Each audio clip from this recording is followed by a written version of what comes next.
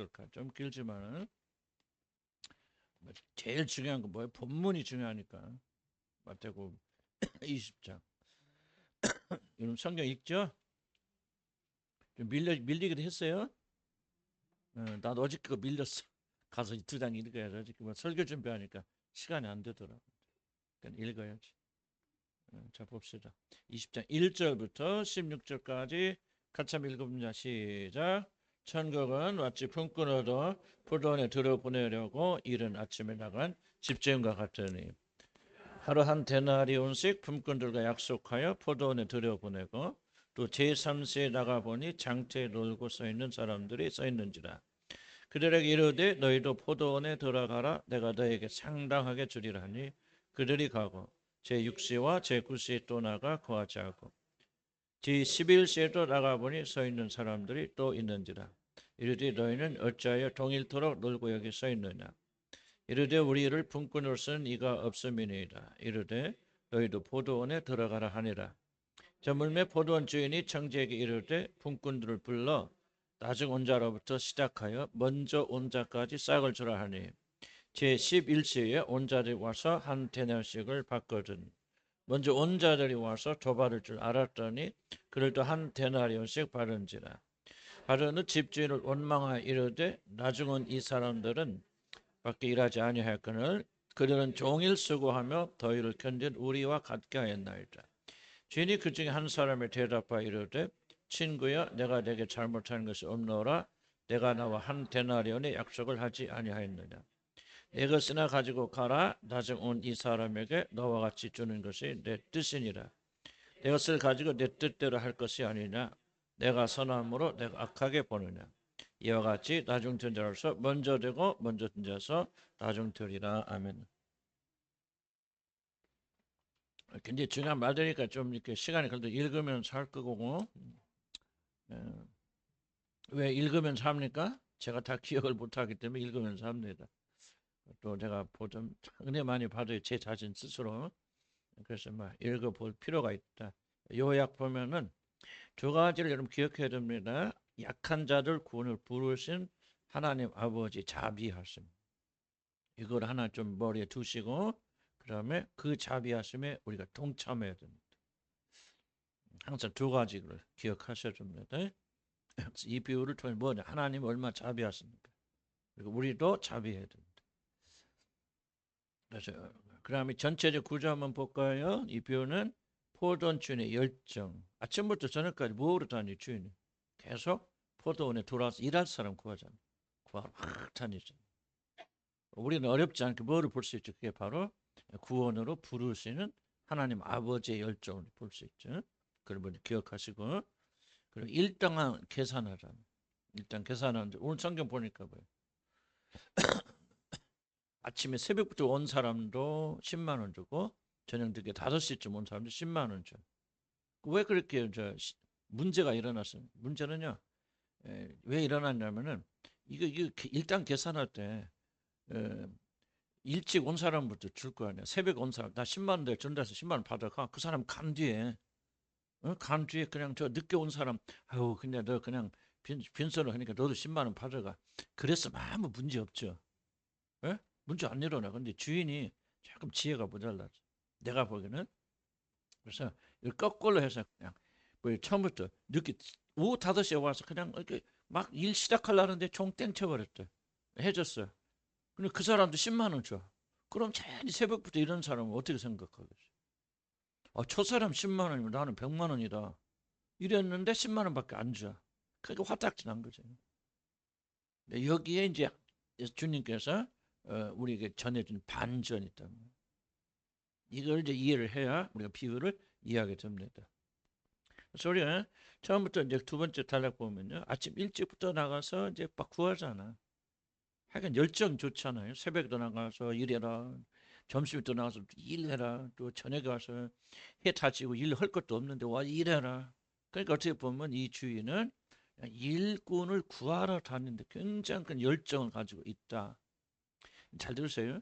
하나님 아는 것은 지식이 아닙니다. 그거 다 알죠. 이거 뭐 하나님 우리를 구원하시기 위해서. 근데 중요한 질문은 이것이 얼만큼 여러 마음을 때리느냐 이게 중요해요. 그렇구나. 그런 은혜로 내가 구원받아. 여기서 믿음이 일어나는 거예요. 진리가 감정을 만들 줄 알면요, 믿음 안 일어납니다. 그래서 우리는 그런 차원에서 우리가 다 이미 다 알잖아. 뭐이 비유면 다 교회 다니고 지략 나왔으면 다 알 거 아니에요. 이게 하나님 말하는. 그런데 중요한 점은 이 비유를 들을 때, 이 말을 들을 때 얼만큼 그 말씀이 내 마음을 때리냐는 말, 내 마음을 뜨겁게 하는. 이게 중요해요. 뜨거우면 여러분 변합니다. 달라지. 그래서 반복하면서 성령께서 어느 날은 이 사람 마음 만지시고, 어느 날은 저 사람 마음 만지시고, 성령 이 말씀을 가지고 우리 안에 역사적으로 우리 간구하는, 기도하는 거고, 그렇게 되면 여러분 믿음이 자라고 달라집니다. 오늘이 그런 날 되길 주를 축복합니다. 어쨌든 주인의 열정, 늦은 시간에도 막 찾아서 포도원에 들여보내죠. 그래서 어떻게 보면 참 일을 시키는 것보다는 뭐에 더 깊이 지금 이분은 재미가 있어? 들여보내는 것 자체를 이 주인은 굉장히 열정을 가지고 하고 있다 하는 것을 여러분 좀 교육을 그 필요가 있다. 그래서 여기는 뭐 일도 하지 않고 놀고 있는 자를 불쌍히 여기신 주인의 자비로운 마음, 이걸 우리가 읽을 줄 알아야 되지. 여러분 성경 묵상할 때 지식이 아니라 그 자비로운 마음이 우리 마음에 흘러 들어와야 돼. 그렇구나, 우리 하나님이 이런 마음으로 날 구원하셨구나. 막 어떤 보면 눈물 콧물이 좀 쏟아지면 좋아해. 근데 잘 안 쏟아지지. 나도 그래. 하더라도 어쨌든 그거 참 마음을 열고, 변화가 다른 데 오는 거 아닙니다. 그냥 눈물 콧물 쏟아지면 뭐에 의해서? 진리에 의해서. 그냥 오는 게 아니고, 하늘의 아버지가 이런 마음으로 날 건지는 몰랐네. 나는 그냥 오후 5시에 일할 것도 없는데 들어왔어. 난 그 감격으로 삽니다. 지금 정말 죄와 허물로 죽었고 그냥 죄인의 교수인 보면 옛날에는 막 내가 막 이렇게 막 하나님 열심히 나는 막 우리 아버지 어머니 뱃속부터 목사했잖아. 그잖아요. 우리 막 3대째 4대째 목사하고 막 그런 교만함이 있었거든. 근데 이제 내가 은혜 받고 깨닫고 보니까 새벽부터 열심히 일한 게 그게 아니고, 나는 그냥 하나님 안 불러 주셨으면은 나는 왜 하나님 나를 목사시켜 주셨을까?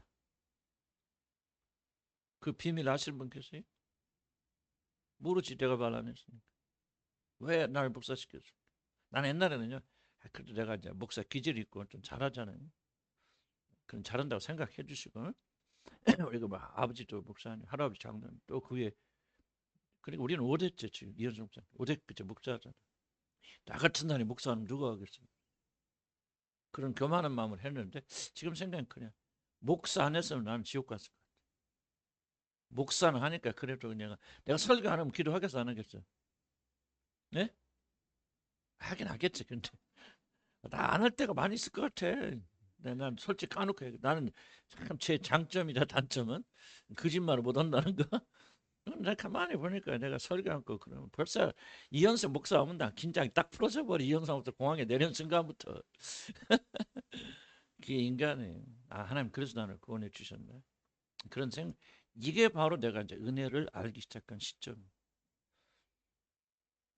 이게 이론이 아니라, 난 기독교 이론이 아니라 기독교는 하나님의 생명이 그리스도의 마음이 우리에 흘러 들어와요. 그렇구나. 그러면 교만하지 말라. 교만 없어집니다. 겸손하라 아무리 가르쳐 소용없지.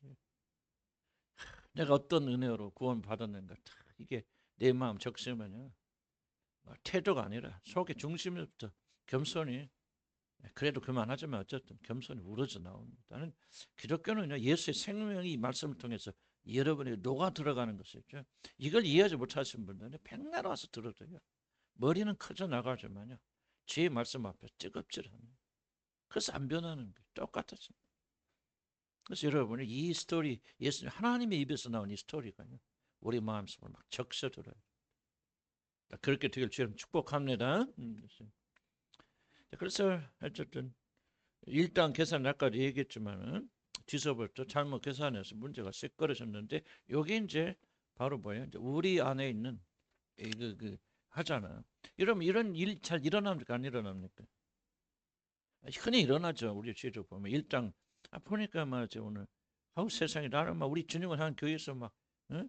예. 우리가 뭐 여기까지 오느라고 뭐 십몇 년 막 취하고 막 난리 폈었잖아. 그러면 한봉주 자매나 우리 저 황춘아 자매 그리고 황봉수 자매 사실 보면서 저는 굉장히 좀 도전받거든요. 어떻게 저렇게 저런 결단을 할까요? 나 오늘 누가 말해도 나는 뭐 이번 금년부터 난 지는 꼭 지킬 거야. 막 친구들이 아무리 유혹해도 안 넘어. 황춘아 자매 그렇게 핍박해도 이겨버렸어요. 나는 그럼 뭐 우리는 뭐 15년 동안 아유 씨 지금 처음 요즘 오신 분은 몰라 우리가 15년 동안 어떤 고생을 했는지. 개박쳤잖아. 까놓고 얘기해서. 나는 막 눈에서 막 눈이 막 터져가지고 막 피가 터질 정도로 거의 잠을 못 자. 막 이런 세월 지냈는데 아니 세상에 인지 저 사람도 어슬렁 오더니 하나님께서 은혜를 더 많이 주셔요. 그럼 속 뒤집어져 안 뒤집어져? 안 뒤집어진 사람 이상한 사람들. 난 농담이 아니에요. 여러분요 이게 복음을 이해하려면요 이 속에 들어가야 돼. 뒤집어져야 됩니다. 속 뒤집어져야 돼. 열망하지 않는 사람 뒤집어지지 않아요. 열망한 사람 뒤집어진다. 나는 저렇게 발버둥쳐도 안 되는 거 왜 저 사람 저렇게 쉽게 되는데 이게 지금 비유가 그대로 고스란히 우리가 살아있죠. 여러분들. 생명 있는 거예요. 지금 우리 안에서 일어나고 있는 것들. 그때 우리 안에서 뭐가 일어나죠?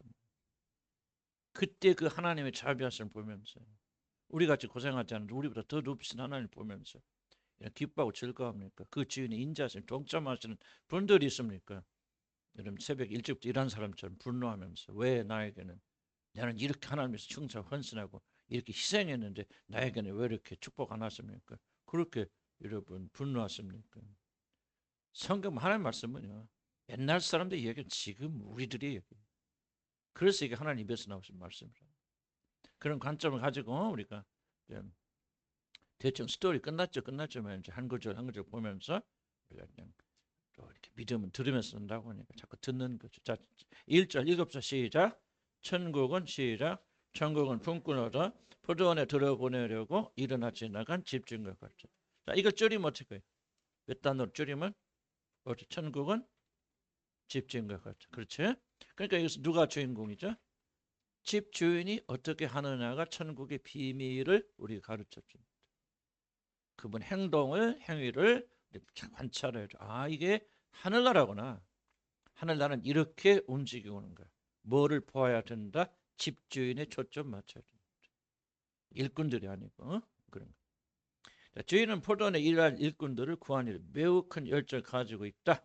이때 놓치면 포동사 망칠 수도 있겠고 뭐 그렇겠죠. 그러나 어쨌든 그는 아침 일찍이 집을 나서서 일꾼들 찾습니다. 이것은 포도원 수확에 관한 이야기지만은 우리는 어렵지 않게 우리를 천국으로 부르신 하나님의 자비하심. 여러분 무엇을 봐야 됩니까? 하나님의 열정을 봐야 됩니다. 구원의 제일 궁극적 목적이 무엇입니까? 무엇이 죄입니까? 내가 죄예요. 그러니까 윤리와 도덕의 이슈가 아니고 여러분이 중심이라면은 모든 것의 그 중앙에 여러분이 있다면 이게 죄예요. 그래서 우리는 구원에 대한 스토리성을 읽을 때 항상 한국 찬송의 문제점 뭡니까? 항상 우리 자신이 얼마나 은혜 받았는가 축복받았는가 이게 찬양의 중심이 되었다. 그런 의미에서 상당히 문제가 있어 한국의 찬양들. 자기 봐. 그래서 하나님이 자비하신 우리를 부르시는 천국을 부르시는 내가 들어가나 안 들어가나 내가 축복받는 이건 2차적이에요. 1차적인 것은 오늘 또 아침부터 새벽부터 저녁까지 부르시는. 그럼 여러분 여기 왜 다 여기 앉아있죠? 뭐 누가 전도를 했건 뭘 했건 여러분이 뭐 치유를 받으러 왔건 뭐 열심히 했건 여러분이 여기 앉아 계신 유일한 이유는 하나님이 여러분을 찾으셨기 때문에. 놀라운 거잖아요. 내가 노력한 거 아니에요. 내가 뭐 예수 믿으려고 한 것도 아니고 내가 뭐 잘해서 그런 것도 하나님께서 여러분을 구원하시고 포도원으로 불러들이시기 위해서 새벽 아침부터 저녁 밤늦게까지 또 나가고 또 부르시고 또 부르시고 비유에는 안 나오지 모르는 거예요. 같은 놈 또 부르시고 또 부르시고 10번도 더 부르시고 100번도 더 부르시고 오늘 계속해서 부인하고 거절하다가 어느 시점에 그 사랑에 감동되어서 우리 응답해서 나온 겁니다. 우리가 아니에요. 성경. 구원 핵심 우리가 아니죠. 밑에 나오죠. 구원의 스토리는 우리들에 관한 이야기 밑에 봅시다. 그래서 일꾼들을 포도원으로 부려보내는 주인의 열정은 인간을 구원하시는 하나님의 열정이에요. 이 열정을 우리가 볼 줄 알아야 돼요. 이 열정에 사로잡혀야 돼요. 왜냐면 우리 열정 어디서 나와야 돼요? 아까 진리에서 나와야 된다고 했잖아요. 사랑이. 그리스도 우리를 사랑하니 그 사랑이 우리 안에서 나가는 거죠. 하나님이 우리를 구원하신 이 열정이 감복되어서 우리도 하나님에 대한 열정이 일어나는 거예요. 그러니까 여러분 하나님 알기 전에는 하나님이 얼마나 큰 열심과 열정 나를 부르셨는 걸 알기 전까지는 하나님과 참된 관계를 갖기 어렵습니다. 자꾸 초점 나에게 맞추죠. 내가 얼마나 열심히 하느냐, 물론 잘하느냐, 내가 뭐 하나님부터 나와야 돼. 하나님부터. 구원의 이야기는 밑에 나왔어요. 구원의 가장 중요한 이해는 뭐예요? 인간 구원은 우리들에 관한 이야기 아니에요, 여러분들. 저도 이거 한참 더 이해 못했어요. 여러분의 구원, 물론 모든 혜택은 우리가 받지만 구원의 이야기는 우리들 이야기 아니라 자신 죄인들을 찾아 구원하시는 하늘의 아버지의 사랑의 계시가 이게 구원이에요. 그분이 세상을 사랑한테 어떻게 사랑하셨는지, 나 같은 죄인을 얼마나 사랑하셔서 어떻게 어떤 희생으로 구원하시는지 성경은요 그분의 사랑 이야기예요. 이것을 우리가 타락된 마음을 가지고 있기 때문에 자꾸 우리들의 열심 이야기를 바꾸잖아요. 우리가 얼마나 나 자신이 구원받겠어, 얼마나 노력했는지, 얼마나 희생했는지 전부 우리들의 구원 얘기로 바꿔놔 버린단 말이에요. 이래서 우리들의 신앙이 거꾸로 가는 거예요. 잘못해서 나가는 거예요. 그분의 이야기, 그분이 얼마, 그러니까 이게 지금 놀라운 거예요. 나도 설명 잘 못합니다. 그 사랑 속에 들어가 그 영광 속에 들어가야 우리가 영광스러워지는 거예요. 구원에 얽힌 모든 이야기는 자신의 아들을 아낌없이 내어주시기까지 죄인들을 사랑하시는 하나님의 사랑, 즉 자신이 선택한 자를 모든 장애를 물리치시고 구원하시는 그분의 열정에 관한 이야기를 봐야 돼. 재해석해야 돼. 대체 하나님이 천지를 창조하시기 전에 그의 무한하신 능력과 지혜 가운데서 앞으로 태어날 우리들을 미리 보시고 우리를 구원하기로 결정하셨다. 이것은 아담과 이브를 창조하시기 전에 일어난 사건입니다. 아담과 이브를 만들어 놔니까 이놈들이 사고 쳤어. 아우 나는 전혀 이놈들이 그러리라고는 생각지도 못했는데 이놈들이 내 말을 어기고 선악과를 먹어서 이거 난리 났어요. 그래서 하나님께서 부랴부랴 이 문제를 어떻게 해결하지 고민하고 걱정하시다가 그래 할 수 없이 아들을 보내서 이걸 건져야 되겠다. 그렇게 하신 것이 아니라 그 말을. 이 세상이 지어지기 전에 아담과 이브를 창조하시기 전에 이거 만들어 이놈들이 사단의 유혹에 넘어가서 자기를 배신할 걸 이미 아셨죠. 아셨지만은 그럼에도 불구하고 자기 자신의 모든 영광을 우리에게 남겨주시기 위해서 그들의 모든 죄를 아들에게 담당시키고 그리고 그들의 죄를 용서하심으로 자기 자신의 모든 영광을 나눠주실 것을 미리 예정하시고 결정하시고 그렇게 하셨기 때문에 하나님은 우리 죄와 허물로 죽은 우리를 살리시기 위해서 아들을 보내 죽게 하시는 이 모든 을 행하시면서 우리를 구원해 내시는 그분의 우리는 엑스트라예요. 조연해요. 그냥 거기 구경하다가 은혜 받는 사람들이지 우리가 구원의 주인공들이 아니라 나는 그렇게 생각해요. 우리가 구원받았다 하나님 자녀가 되었다. 그래서 우리가 천국 가면 믿음으로 사는 거 좋죠. 그러나 하나님 영광 속에 들어가려면 진짜 구원의 목적이는 진짜 여러분의 마음이 전심을 다해서 예수 그리스도를 사모하고 하나님을 사모하려면요 우리로부터 벗어나야 돼요. 우리의 가치에서 만들어요. 자 벌써 여러분이 여기 앉아 계시는데 뭐 지금 어쩌면 나중에 믿음이 잘하겠지만 아직도 여러분들이 나의 구원, 나의 행복, 나의 안전 이것을 이루기 위해서 하나님을 선택했다면 여러분 영원히 하나님을 몰라요. 여러분. 절대로 하나님과 올바른 관계 그 구원 아닙니다. 여러분. 그런 마음으로 오셨다 할 하나님께 바꿔가시죠. 바꿔가시고 그 하나님 감사하나 그런 상태에 머물러 있다면 여러분 영원히 하나님 누구신지 구원이 보시니까 알지 못하겠죠. 그걸 다 깨달아야 구원받습니다. 그 말하고 있는 것이 아니라 참된 구원에 들어온 자들은 하나님께서 이렇게 참된 지각 가운데로 여러분 이끌어 가셔서 여러분의 뭐냐 하나님에 대한 열망으로 가득 차게 하시고 주님에 대한 열망을 가득 차게 하시고 우리를 이기게 하시고 극복해 하시고 참된 구원에 들어가게 하신다. 그래서 구원의 모든 초점은 그분이다. 지금 몰라도 괜찮아요. 하나님께서 그렇게 만들어 가실 것이고 우리는 그것을 소원해야 된다. 성경은 우리가 어떻게 하나님 구원받냐 얘기가 아니라 하나님께서 우리 같은 죄를 어떻게 구원하시는가 하는 하나님의 구원의 열정에 관한 책이다. 우리도 이것을 보지 못하면 복음 이해하지 못합니다. 복음의 스토리는 우리가 주인공이 아니다. 아멘. 성경 구원받는 자들 영웅적인 행위를 기록한 책이 아닙니다. 뭐 모세와 뭐 베드로가 얼마나 믿어 전혀 그런 게 아니에요. 하늘의 하나님의 무한하신 자비와 사랑을 온전히 선포하는 책. 베드로 같은 실패자. 세상에 보세요 베드로가. 보세요 베드로. 난 베드로 선생님 내가 여기서 좀 그렇긴 하지만은 우리 베드로 선생님 위대하신 분이지만 그가 보세요. 예수님을 세 번이나 모른다고 부인할 때 그가 하나님 몰랐습니까? 성령을 받지 않았습니까? 아니죠. 예수 그리스도 하나님 말을 구주라는 사실, 메시아 그리스도라는 사실을 명확히 이해했고 고백하였고 그리고 성령이 그 안에 거하신 자들 또 뭐합니까 나중에? 자기가 죽게 생기니까 그 두려워서 예수를 저주하면서 내가 이 말이에요. 내가 예수를 알고 예수와 상관이 있어. 나는 개새끼요. 그 말하면서 예수를 부인했단 말. 베드로가 그런 자를 어떻게 끝까지 하나님 복이지 아니하소. 베드로전서 베드로후서 보세요.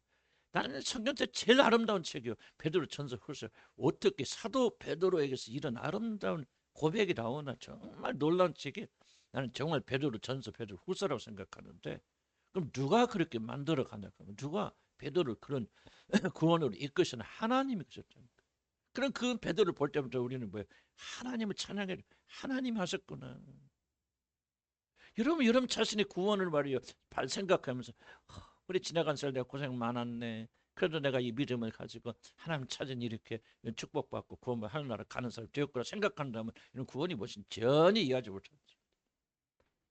여러분이 구원을 생각할 때만 나 같은 죄는 살지니 그분의 은혜 감격해서 그렇구나. 그 하나님이 영원하신 하나님, 그 인자와 자비가 끝이 없는 하나님께서 그분의 사랑으로 나를 건져내셨구나. 모든 것이 주로부터 와서 주로부터 끝가는구나. 주님만 영광 받고 홀로 영광 받았죠. 그래서 여러분 하나님에 대한 사랑과 존경과 이런 축복으로 크게 남아서 그냥 우리가 주님 앞에 넙죽 엎드려서 우리를 구원하신 하나님을 찬양하고 영원토록 그분의 이름을 높이고 경배하는 것을 이게 우리가 되지 않는다면 좀 우리의 구원은 헛것이라 그 쉽지 않아요. 쉽지 않고 이렇게 꼭 돼야 여러분이 구원받는 안고 여러분 그렇게 하나님께서 만들어 가실 것이다. 그래서 우리 속에 뭐 만났습니까? 예수 그리스도 쫙 예수 그리스도를 알잖아요. 하나님의 아들 꽉막 주스처럼 짜내 뭐가 나옵니까? 뭐가 나오고 예수는 꽉 차고 뭐만 나? 100% 뭐만 나올까? 하나님만 나오죠. 근데 우리를 막확 100% 짜면 뭐가 나올까? 지금 온갖 잡것들 다 나오죠. 막 별로 것들. 그러나 이제 우리가 완성되었을 때는 쥐어점 뭐만 나올까? 예수 그리스도만 나올 것이고 예수 그리스도 쥐어점 하나님만 나오니까 그건 그것이 바로 우리 안에 하나님이 거하시 하나님 우리 안에 거하신다는 거죠. 근데 그렇게 하나님 만들어 가실 것이고 이게 구원이다. 아멘. 아멘. 그래서 그러려면은 구원의 스토리는 하나님의 스토리 포도원 주인과 같으니 포도원 주인이 정말 그 하나라도 건져서 막 더 보내드리려고 집어넣으려고 발버둥 치죠. 5시에 가면 일을 뭐합니까? 들어오자마자 끝났대. 근데 왜 데리고 들어옵니까? 거기 열정을 봐야 된다. 그 다음 2절 그가 시작 그가 하루 한 데나리온씩 품꾼들과 약속하여 포도원에 들여보냈다. 자 주인은 새벽 동이기 전에 일꾼들이 있는 그 인력시장에 가서 지금 일꾼 구하죠. 그래서 자기 밭에서 일하기 합당한 자들을 발견하고 포도원에 들어가라 그럽니다. 이때 들어간 자는 가장 유능하고 일을 잘하게 보이는 자들이 틀림이 없습니다. 그렇죠? 그렇죠. 그냥 일꾼 나가는데 인력시장에 가보니까 자기 10명만 필요한데 100명 있어. 그럼 엉터리 순으로 일 못하는 순으로 뽑는 주인이 있어 없죠?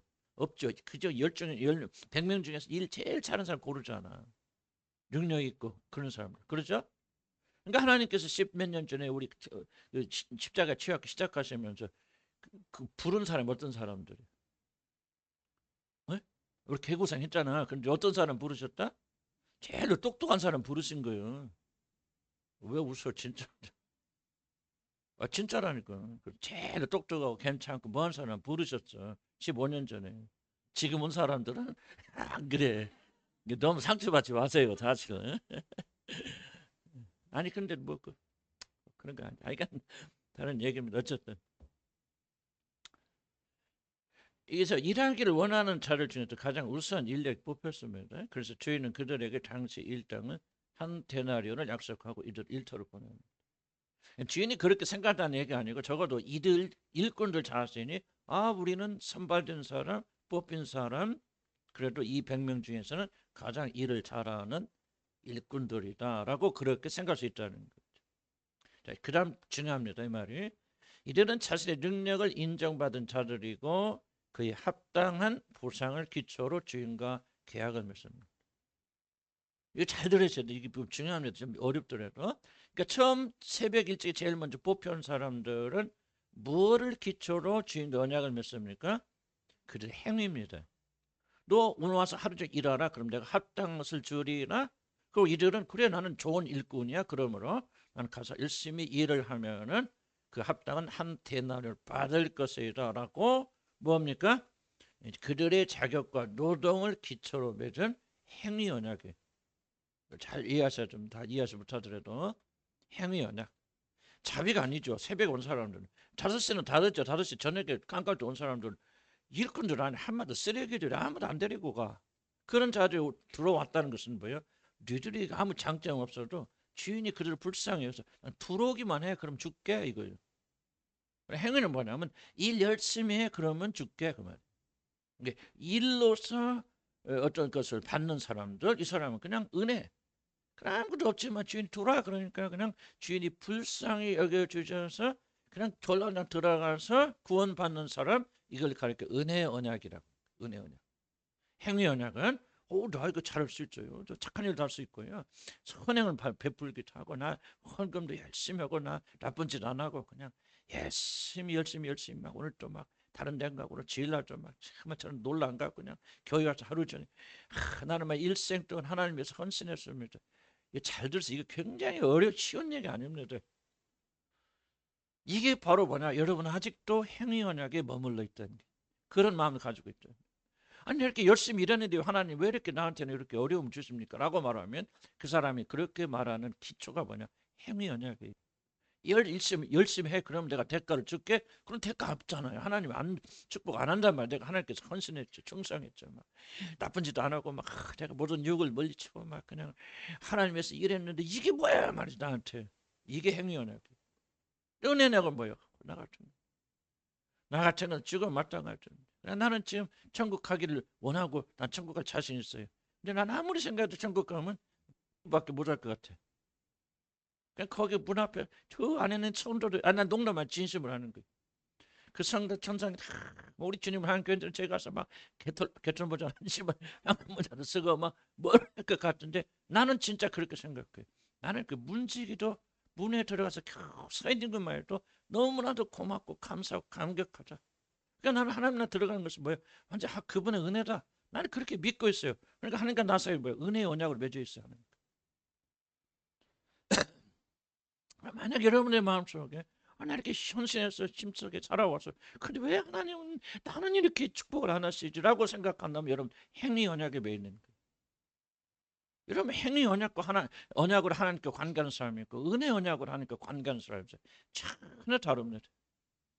행위 언약은요 나쁜 사람들 아닙니다. 가장 도덕적, 가장 윤리적이고 가장 충실되고 가장 헌신되고 교회는 저 사람 저런 사람 없으면 교회가 안 움직일 수 없는 충성꾼들이 거의 다가 행위 언약에 걸려 있다는 사실. 그냥 나같이 매일매일 죄만 지고 나쁜 짓만 하고 그냥 그러다가 이게 내가 아무리 생각해도 하나님 내가 구원받은 게 하나님의 은혜요. 내가 목사된 게 하나님의 은혜요. 우리 가정이 행복하고 우리 아내와 관계 회복된 것도 이건 내가 아무리 머리를 굴려봐도 내가 선한 것을 막 상담도 나 치료해봤지만 그거 개뿔도 없어요. 그냥 오직 하나님의 은혜다. 나 왜 그렇게 고백하면 중심을 그렇게 고백합니까? 나는 그분과 나와 은혜 언약 속에 있기 때문에. 그럼 내가 가진 모든 걸 은혜로 주신 거예요. 난 단 하나도 내가 버는 거 없어요. 그러나 내가 진심에 하나님 내려다봐요. 내가 아무리 머리를 쥐었잖아요. 내 일생에 나는 선한 일을 행한 건단 하나도 존재하지 않아요. 나쁜 일만 했겠습니까? 뭐 그래도 사람들께 칭찬받을 만한 일을 했겠지. 그러나 내 마음속에는요. 천하나 눈금만치도 하루아침에 그렇게 된 게 아니에요. 내가 구원받고 하나님께서 나를 변화시켜서 그래서 나는 자신 있게 말해. 나는 그분과 나의 관계는 행위 언약이 아니에요. 은혜 언약이죠. 오늘날 비극이 겁니다. 오늘날 교회 안에 너무나도 많은 사람, 너무나도 열심을 부리는 사람들 거의 행위 언약에 미어 있다. 충격적인 일이에요. 그래서 그들 하나님 모르면 내 뒤에 좀 나오지만 오늘 비유가 굉장히 풍성한 비유입니다, 여러분들. 모든 비유가 다 그렇지만 그들은 하나님 모릅니다. 뭐 구원 안 받다 나 그 말 하고 하지 않아요. 뭐 내가 그 사람 속을 안 들어가서 그러나 여러분 충격적으로 받아들이셔야 됩니다. 하나님 말씀 들을 때 충격 받아야 됩니다, 우리들이. 오늘날 교회 안에 행위 언약 가진 자 너무나 많이고 그들은 결코요 하나님 알지 못합니다. 은혜 언약을 속에 들어간 자를 하나님 누군지 알고 하나님의 사랑과 은혜 속에 살게. 그래서 그 사람 문제 뭐 행동이 변합니까? 그렇지 않아요. 그렇지 않지만 좀 다른 차원에. 그래서 이들은 노동을 그쳐. 그들이 행한 노동에 따라서 보상이 주어지죠. 주인은 처음 사람들과 그들이 일한 만큼 주겠다. 그 밑에 보면 그래서 성경 행위 언약이 뭡니까? 악에서 떠나 선을 행하라. 그리하면 영원히 살리라. 너희는 내 규례 법도를 지키라. 사람 일을 행하면 그런 말만 살리라. 그럼 우리는 믿음 뭐예요? 구원은 우리가 행한 게 아니라 그분이 행한 것을 믿음으로 구원받죠. 그리고 이 믿음이 우리 삶에 전체적인 영향을 줘야죠. 입으로만 그렇게 고백하면 안 되는 거죠. 자신의 행위로 말미암아 구원을 얻는 행위권. 그러므로 주님의 이 표현을 아주 정교하게 자신의 선한 행위와 노력으로 구원을 얻는 자들의 은혜로 구원을 받는 자들을 대조하고 있습니다. 나이가 허기해서 책 한 권도 안 읽었어요. 기도하고 생각하고 묵상하고 주님 주시고 또 내가 또 가지고 있는 지식이 있겠지. 하나님께서 이렇게 가르쳐 주셨죠. 틀릴 수도 있겠죠. 그러나 나는 그렇게 보여지더라고. 이 비유는 풍성하다. 행위 구원과 은혜의 구원을 지금 적나라하게 하나님이 그리스도께서 지금 대조하고 계십니다. 자, 3절부터 시작. 제3시에 나가보니 장대도 없는 사람이 또 있는지. 제3시가 몇 시입니까 이게? 11시? 뭐 9시? 9시. 여기 6시를 보태면 되니까. 포도원의 일꾼이 모자란 것은 알게 된 주인은 장태 나가 제3세로 여전히 일할 걸 찾지 못할 장태. 제3세는 오전 9시입니다. 새벽에 일꾼을 포도원에 들여보냈지만 아직도 일꾼이 모자라는 연락을 받았는지 그래서 9시에 일꾼을 찾는다. 그래서 일꾼들은 이제 보고 그 다음에 우리 그 봅시다. 4페이지 보면은 우리는 여기서 하나님의 나라의 중요한 특성 하나 발견하는데 그것은 하나님 나라의 광대성입니다. 무슨 좀 곁길로 나갔지만 아침에도 불렀는데 모자라 11시도 보는 모자라 저녁 불렀는데 모자라 하나님 나라의 광대성. 우리 예수님 뭐라 합니까? 내가 아버지께 간다 너희 위할 거처를 마련한다. 내 아버지 집에는 뭐할 곳이 많도다. 거할 곳이 뭐에다 많도다. 그렇죠. 이런 추호를 오해하지 말 것은 하나님 나라의 광대성은 물량적 개념을 이해하면 안 됩니다. 무슨 뜻입니까? 하나님 나라는 누구든지 들어갈 수 있다고 생각하든지 많은 사람들이 들어간다. 물론 절대적 숫자는 많겠지만 그렇게 오해하면 안 됩니다. 그래서 많은 자들은 이런 구조를 가지고 이제 하나님 나라는 결국은 우리들이 다 구원받게 될 것이다. 만인 구원수를 주장하거나 그리고 주님께서 말하시는 좁고 험착한 길로 들어가는 이 길을 부인하고 오직 예수를 믿는 믿음 말씀 다 들어간다라고 하는 그렇게 잘못됐고 이것이 하나님 나라의 광대성이 아닙니다. 하나님의 광대성은요 숫자된 개념이 아니에요. 질적 개념이에요. 그 무슨 뜻이냐? 하나님 나라에는 거할 곳이 많이 있기 때문에 어떤 사람이라도 그 나라에 들어가기를 원하고 그리고 참된 믿음을 가진 자들 중에서 들어가지 못할 자가 없다는 의미예요. 무슨 말 이해합니까? 아무리 여러분이 부족하여도 진짜 여러분 참된 믿음을 가지고 있으면 그리스도를 통한 믿음이 있으면 그리고 어떤 과거에 실패를 하셔도 어떤 죄를 지었어도 왜냐하면 많은 분들이 구원받아 하면서도 자기 자신이 지은 죄가 너무 크기 때문에 우리 무의식 속에는 그 구원을 받아들일 수가 없죠. 그때는 뭐를 기억해? 하나님 나라의 광대성을 기억하게 됩니다. 아침에 불렀는데도 모자라, 점심에도 모자라, 저도 모자란 것은 누구든지 어떤 환경이 있든지 어떤 죄를 지었든지 간에 참된 믿음을 가진 자들은 하나님 나라에서 절대로 그들을 거절하지 않는다. 다 그런 자들을 포용할 수 있는 광대한 나라다라는 것을 지금 이 주인이 행동에서 보여줍니다. 그런 것은 하나님 나라는 뭐 이 태어난 모든 인구에 다 들어갈 수 있겠죠. 그럴 수도 있겠죠. 그렇기 때문에 하나님께 죄를 짓고 뭐 하여간 모든 자를 무슨 종교를 믿어도 다 하나님 불러주신다고 하는 이상야릇한 이론을 말하는 게 아니다. 그래서 여러분들이 여기 뒤에 나와 있지만은 여러분이 세상에 아무리 작은 자, 큰 죄를 지었다 할지라도 여러분이 진실된 믿음을 가진 자는 하나님이 다 받아들일 수 있다. 내가 너를 위해서 거처를 마련하러 가니 믿기만 하면. 그래서 여러분들이 은혜의 보좌 앞에 담대히 나가야 된다. 과거에 어떤 죄를 지었던 것이 낙심하지 마시기 바랍니다. 우리가 믿음을 가지고 그리스도 십자가에 나가는 순간 눈과 같이 씌어질 것이다. 그 약속을 붙잡아야 돼. 자격 제한이 없어요. 믿음이 없는 것 외에는 우리가 하나님께 나가는 길을 가로막을 길이 없다. 왜? 하나님 나는 광대한 거. 부르셨네. 좋은 놈도 부르고 일 잘하는 사람도 부르지만 저녁 막판에 아무도 원치 않는 그야말로 그냥 버려진 자들도 불러 들으잖아요. 누구든지 그 음성을 듣고 응답하기만 하면은 그날에 들어가지 못할 자들이 없다. 들어가지 못한 자는 스스로 자기를 제한해서 나 같은 것을. 그건 겸손이 아닙니다. 그거는 믿음이 없는 것이죠. 그래서 어떤 것도 장애를 두지 말라. 하나님 나라는 여러분은 광대한 나라다. 아멘. 아무리 늦게 와도 참 그러잖아요. 누가 제일 재수가 좋아? 예수님 옆에 죽은 강도 아니에요. 어쩌다 그 예수님 옆에 죽었는지 말이에요. 하나님의 어떤 섭리가 있었겠지만 그 강도지요. 여러분 예수님의 옆에서 죽은 강도, 천국 간 강도 있잖아요. 그 사람은요 믿음 있는 사람이 아니죠. 성경 자세히 보면요 옆에 있는 두 강도가 예수를 비난하잖아요. 그러니까 뭐 합니까? 너 하나님 아들은 뛰어내리라. 그렇게 욕했던 친구가 예수 그리스도께서 달린 그 시간 동안 그를 지켜보면서 그가 변하죠. 그러면서 이가 참으로 하나님의 아들이구나 하는 믿음을 십자가 위에서 길어봤자 6시간.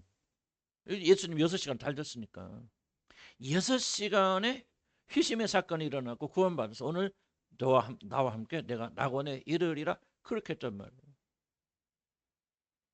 이게 지금 이게 놀라운 거죠. 그러니까 좀 쌤통이 나긴 나지. 여러분 15년 동안 뺑뺑이 돌렸는데 그래도 구원을 받았는지 한번 헷갈리는데 지금 시껏 강도질하고 그냥 십자가 달리는 그 시간도 막 예수님 욕했던 이 친구가 그냥 갑자기 그 예수 돌아가지고 그냥 그래서 예수님을 받아들여서 천국 갔으니 이것같이 불공한 것이 어디가 있는가. 이게 바로 오늘 비유의 핵심.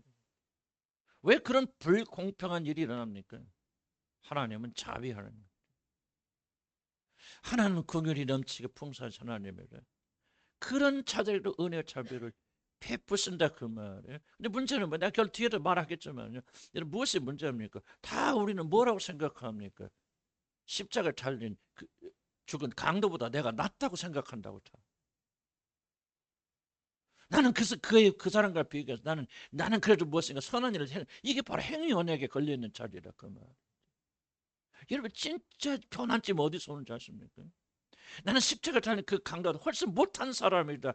죄인중에 괴수라고 하는 사도 바울의 고백처럼 나는 구원받을 만 아무런 짝이 없고 십자가에 달려준 강도보다 훨씬 더 못한 사람이었는데 은혜로 내가 구원받았다는 이 은혜가 여러분의 임하게 될 때 여러분 진짜 그리스도인이 되어지는 겁니다. 이 일을 위해서 우리가 싸우는 거예요. 여러분들. 우리가 이 사실을 고백하지 못한다면요 입으로는 예수를 주라고 고백하나 우리 영원히 그분이 누군지 알지 못해요. 성령께서 오셔서 그걸 가르쳐 주시는 거예요. 그럼 겸손해집니다. 태도가 아니에요. 마음의 중심 속에서 죄인의 귀순의 말이 나와요. 그럼 행위가 변합니다. 완전하진 않지만 그러면 누가 뭐라고 하면요 옛날같이 관상하면 그래 도둑놈 보고 도둑놈이라고 하는데 뭐가 기분 나쁜 거예요. 죄인중에 귀순하고 지금 교회 가서 손 들고 이렇게 막 하지만 집에 가서 남편이 야 그럼 이 새끼야 그래 안 그래? 그럼 뭐가 문제냐? 진리 위에 서 있지 않잖아. 내가 죄인 중에 괴수라는 사실 입술에 고백 가짜 고백이에요. 교회에서 기도하는 거 다 거짓말이에요. 우리 삶 속에 안 나오는 거죠. 나도 그렇다 그 말 내가 아니라 그 말 하고 있는 거야. 뭔가 좀 우리가 천국 가기 위해서 발버둥 치지 그런 게 아니라 천국은 그럼 천국까지 지옥 갑니까? 우리 예수 믿는 사람들이 그냥 뭘 뻔한 얘기를 그렇게 우리가 신경 쓰고 거기 집중합니까? 그게 아니죠. 그 이상이 너희들의 의의가 바리새인보다 낫지 않으면 결단코 그 나라에 들어가지 못하리라 그랬잖아요. 우리가 뭔가 좀 다른 삶을 우리가 발버둥 쳐야 될 거 아니에요. 그러니까 변한 점 어딨어. 성경의 스토리가 내 얘기구나. 지금 여러분 대부분 저 사람들 다 그렇잖아요. 뭐 예를 들면 여러분 다 지금 여러분과 누구와 여러분 자신을 동일시하십니까? 아침부터 일찍 나서 뼈 빠져 일하는 사람과 동일시하십니까? 아마 대부분 그럴 거예요. 그러니까 뭐요? 왜 하나님이 우리 가정은 이렇게 안 돌고 있습니까? 우리 자녀는 왜 이렇게 하십니까? 나는 그래도 교회 나와서 기도하고 뼈 빠지게 그러는데 왜 그렇습니까? 전부 여기에 걸려 있잖아요. 만약 여러분이 나는 구원 받은 것만이도 기적이다. 이렇게 나와서 예수를 주라 부르고 하나님 나의 아버지라 부르는 이거 하나만이도 넘치는 은혜다. 그렇게 진실로 우리가 믿고 고백한다면 우리 삶에서 좀 어려움이 있다고 그렇게 불평불만하겠냐 그 말이에요. 뭐가 이상하냐 그 말이에요. 예수 우리를 바꿔줘요. 성령께서 이걸 깨닫게 하셨어. 그래서 하나님 말씀이 살아서 운동력 있게 역사하셔서 나구나.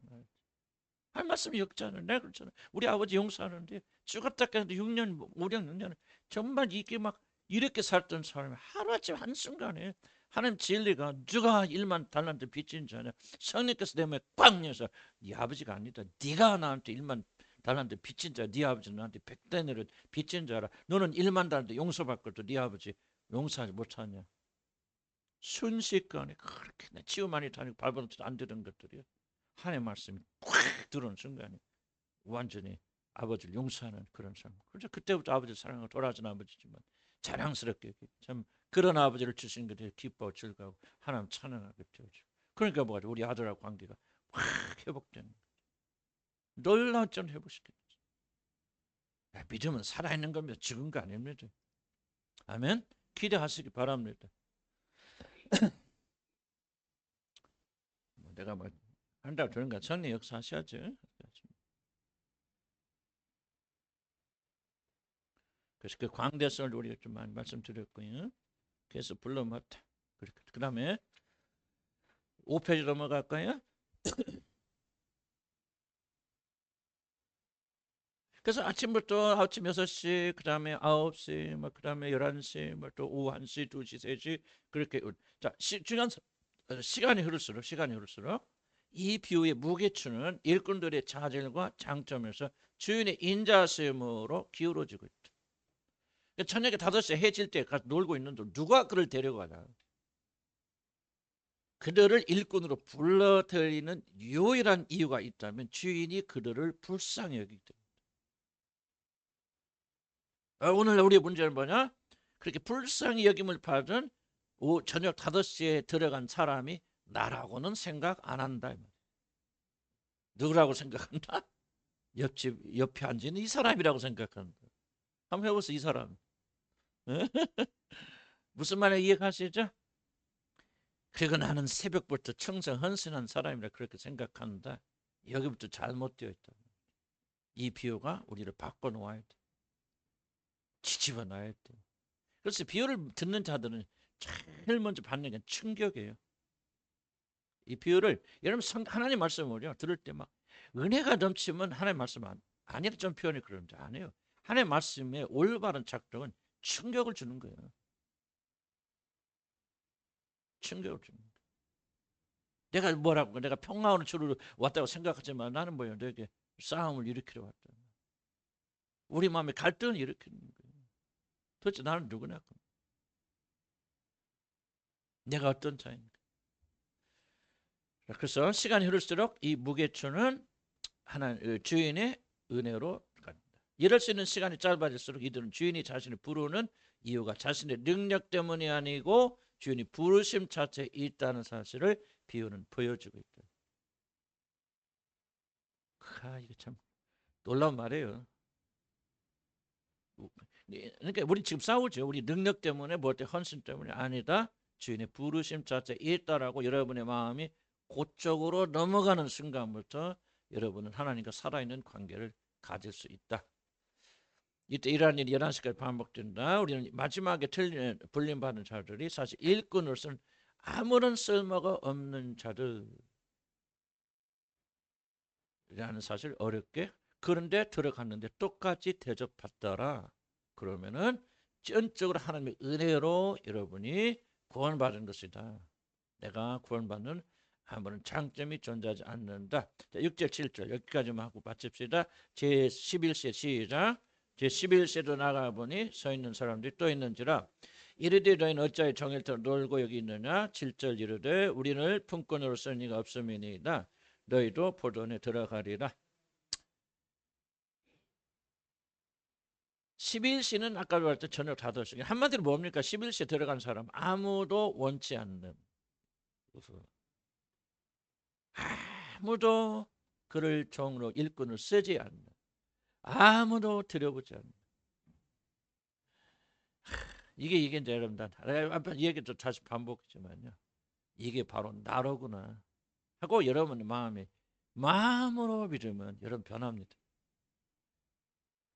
이게 나라예요. 그러니까 여러분이 하나님께서 여러분 부르시죠. 누구를 부르시는 거예요? 청소하고 헌신하고 뭔가 막 매달리고 그런 생각이 있죠. 여러분 무의식은 이게 생각이 다 지배하고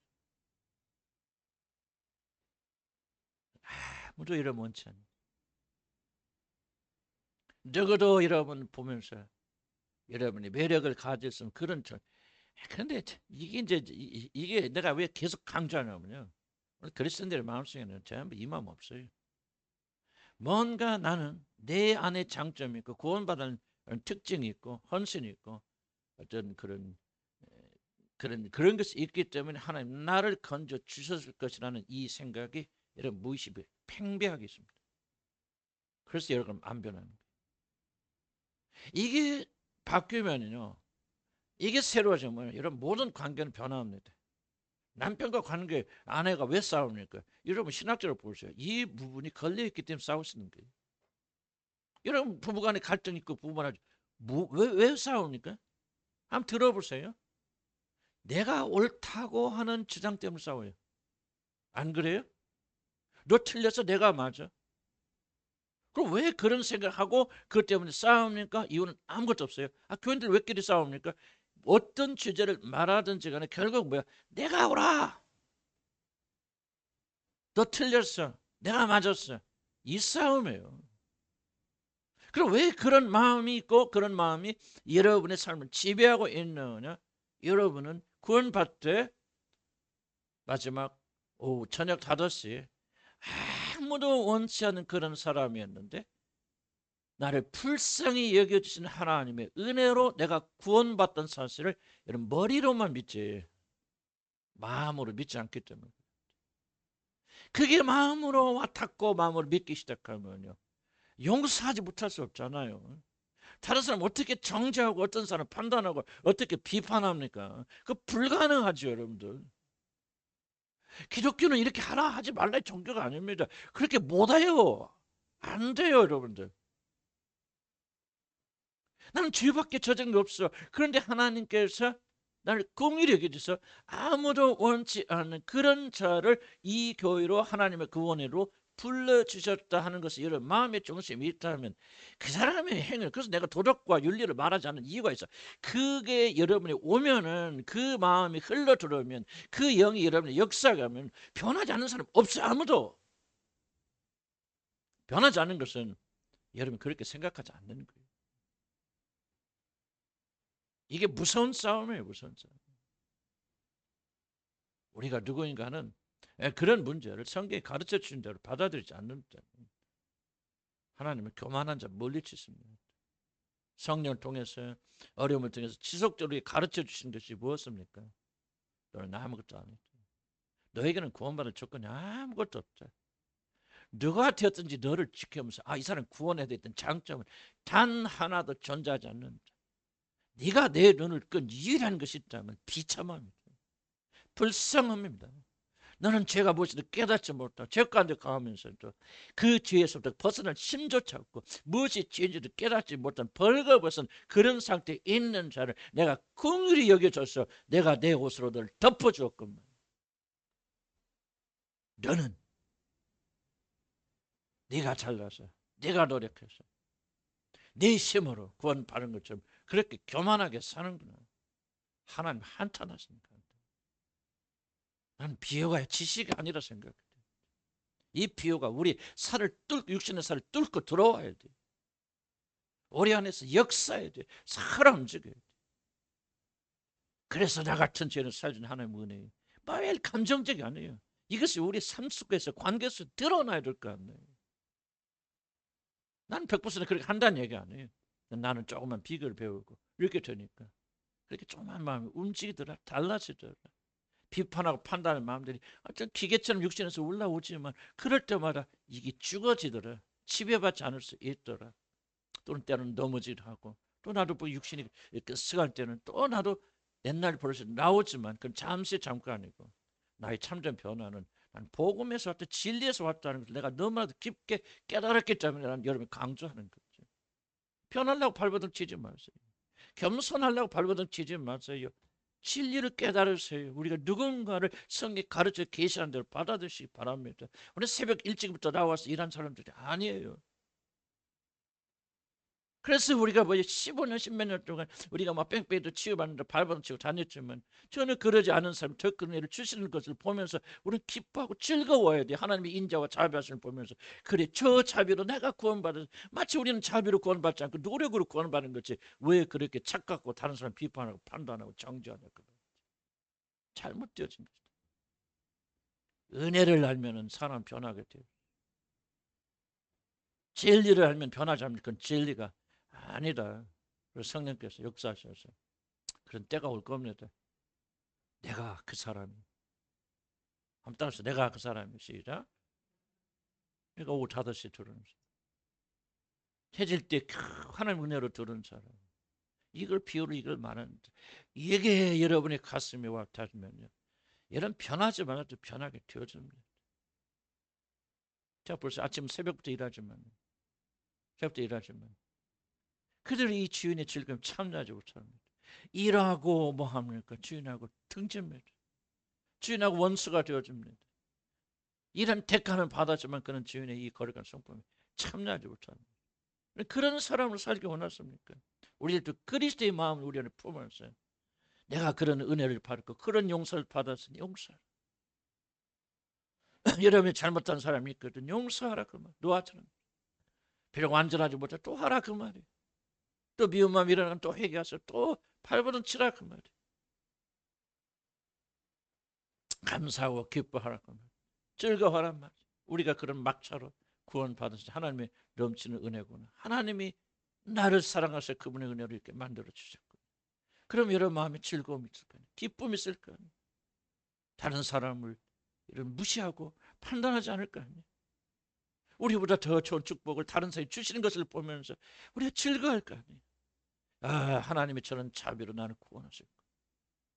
근데 이 자비를 저 사람에게 보여주는 거. 하나님 감사합니다. 물론 목회자는 좀 다르죠. 제일 즐거운 게 뭔지 여러분이 잘 되는 거 보면 얼마나 기쁘고 즐거운지. 어떤 사람이 그 유산을 천사는 유산을 받게 되었다. 내가 왜 이렇게 기쁜지 몰라. 보태주는 것은 나한테 주는 것이 나 그거 없어요. 그럼 왜 그런 마음이 일어나? 목회자이기 때문에 그럴 수 있지만은 그러나 이게 바로 여기서 자기 자신과 정말 그런 맨 막차에 따라서 하나님 은혜로 구원받은 자를 동일시하게 줄 때. 그렇구나. 내가 구원받은 게 하나님 전적 은혜였구나. 내가 하나님이 나를 구원하실 때 나를 구원하신 유일한 이유가 있다면 나의 비참함이었구나. 벌거벗음이구나. 지가 죄인지도 깨닫지 못하는 그런 자리에서 하나님 나를 건져 주셨구나. 아, 저 사람은 나보다 낫구나. 그렇게 될 때 우리 안에서 사랑이 역사가 펼쳐져 나갑니다. 아멘. 여기까지만 하겠습니다. 뒤에는 뭐 또 반복할 거예요. 그래서 우리 막 이 고집이 꺾여져서 하나님 겸손하게 할 수 있다. 자, 이렇게 하면 기도합시다. 하나님 비유를 통해서 그 비유가 단순